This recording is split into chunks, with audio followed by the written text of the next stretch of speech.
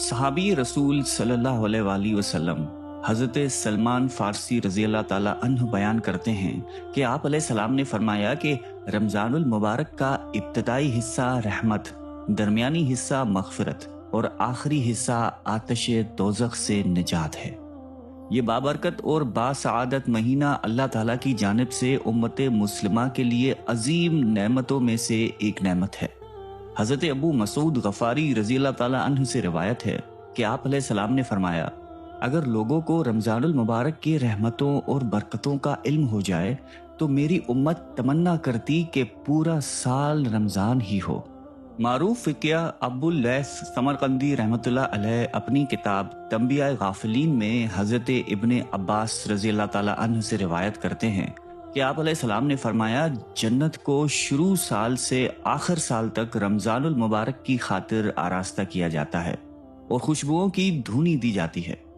پس جب رمضان کی پہلی رات ہوتی ہے تو عرش کے نیچے سے ایک ہوا چلتی ہے جس کا نام مشیرہ ہے، جس کے جھونکوں کی وجہ سے جنت کے درختوں کے پتے اور دروازوں کے حلقے بجنے لگتے ہیں، جس سے ایک دل آویز سریلی آواز نکلتی ہے کہ سننے والوں نے اس سے اچھی آواز کبھی نہ سنی ہوگی۔ ایسے میں خوش نما آنکھوں والی حوریں اپنے مکانوں سے نکل کر جنت کے داروغے سے پوچھتی ہیں کہ یہ کیسی رات ہے؟ وہ جواب دیتے ہیں کہ یہ رمضان المبارک کی پہلی رات ہے۔ حوریں یہ منظر دیکھ کر اللہ تعالیٰ سے درخواست کرتی ہیں کہ اس مہینے میں ہمیں ان روزے داروں سے جوڑ دیجیے۔ بس جو بندہ بھی رمضان کے روزے رکھتا ہے اسے خوش نما آنکھوں والی دو حوروں کے ساتھ جوڑ دیا جاتا ہے۔ حضرت ابو ہریرہ رضی اللہ تعالیٰ عنہ سے روایت ہے کہ آپ علیہ السلام نے فرمایا کہ میری امت کو 5 چیزیں رمضان المبارک میں خاص طور پر دی گئی ہیں جو پہلی امتوں کو نہیں ملی۔ ایک یہ کہ ان کے منہ کی بو اللہ تعالیٰ کے نزدیک مشک سے زیادہ پسندیدہ ہے۔ دوسری یہ کہ فرشتے ان روزے داروں کے لیے افطار کے وقت تک دعا کرتے رہتے ہیں۔ تیسری یہ کہ رمضان میں سرکش شیاطین قید کر دیے جاتے ہیں۔ چوتھی یہ کہ جنت ہر روز ان روزے داروں کے لیے سجائی جاتی ہے۔ پھر حق تعالیٰ شانہ فرماتا ہے کہ قریب ہے کہ میرے نیک بندے دنیا کی مشقتیں اپنے اوپر سے پھینک کر تیری طرف آئیں۔ اور پانچویں یہ کہ رمضان کی آخری رات میں روزے داروں کی مغفرت کی جاتی ہے۔ روزہ فرض عبادت ہے جس کے بارے میں اللہ تعالیٰ نے قرآن مجید میں فرمایا ہے کہ اے ایمان والو، تم پر روزہ فرض کیا گیا ہے جس طرح تم سے پہلی امتوں پر فرض کیا گیا تھا، تاکہ تم متقی اور پرہیزگار بن جاؤ۔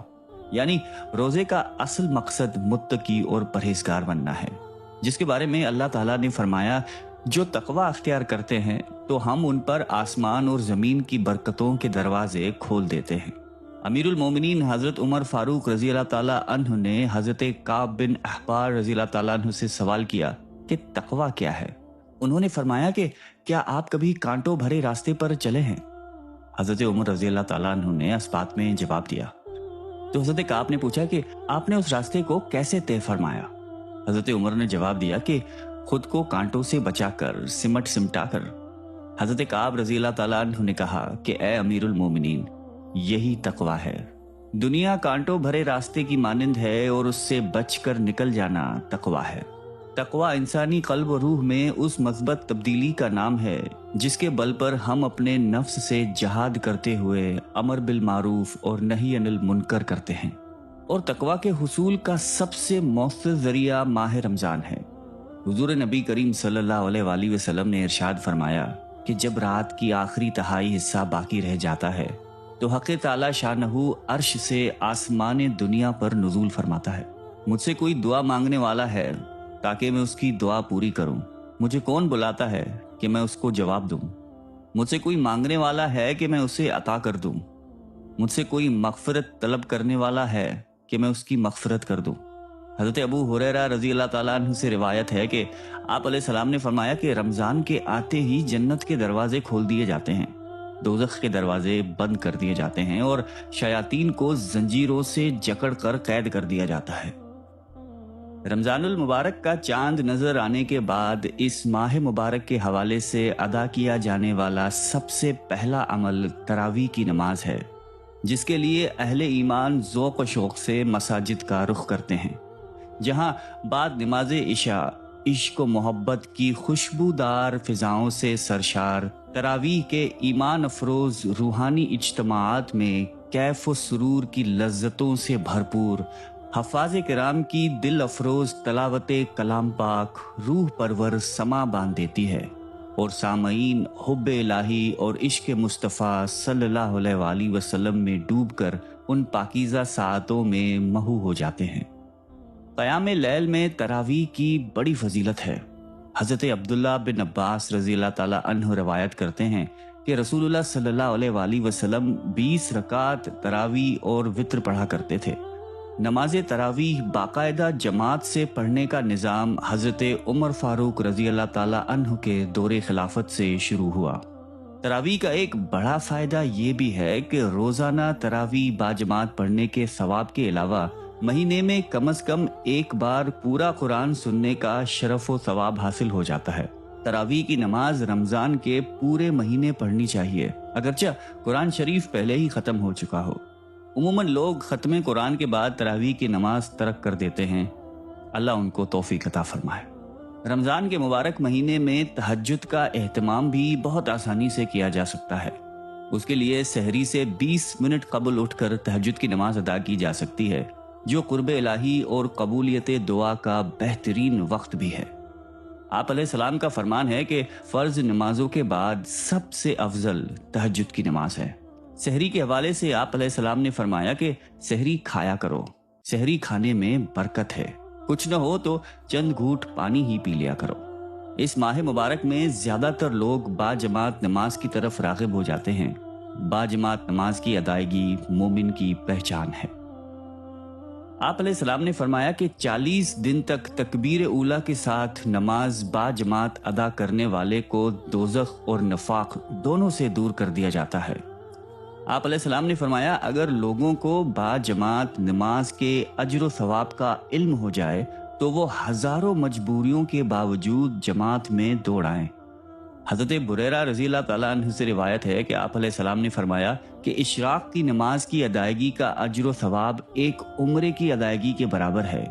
طلوع آفتاب کے کم از کم 12 منٹ کے بعد اشراق کی نماز کا وقت ہو جاتا ہے۔ چاشت کی نماز مستحب ہے۔ چاشت کی نماز زوال کے وقت سے پہلے تک ادا کی جا سکتی ہے۔ حضرت عائشہ رضی اللہ تعالیٰ عنہا فرماتی ہیں کہ آپ علیہ السلام چاشت کی 4 رکعت نماز ادا فرمایا کرتے تھے۔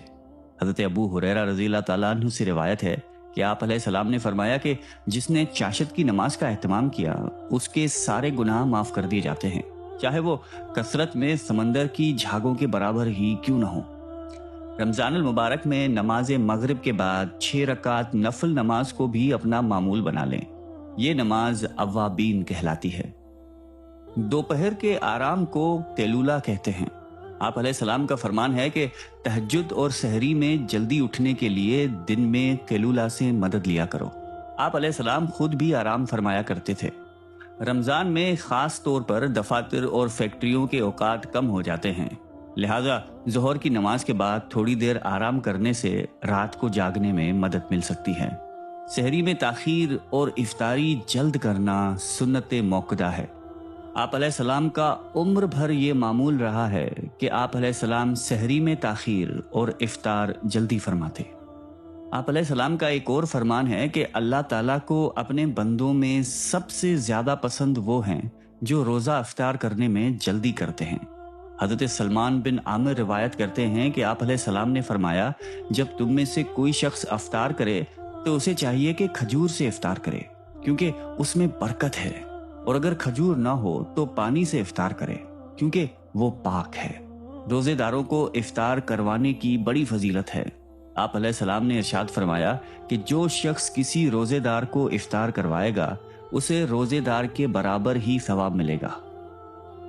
زکوٰۃ کی ادائیگی ہر صاحب حیثیت پر فرض ہے، اور اس کی ادائیگی کا بہترین اور افضل وقت ماہ رمضان ہے، جہاں ہر فرض عبادت کا ثواب 70 گنا زیادہ کر دیا جاتا ہے۔ آپ علیہ السلام نے فرمایا کہ جس شخص کو اللہ نے مال دیا اور پھر اس نے زکوٰۃ ادا نہیں کی تو خود اس کا یہ مال قیامت کے دن زہریلے سانپ کی شکل اختیار کر لے گا، اور اس کے گلے کا توق بن جائے گا۔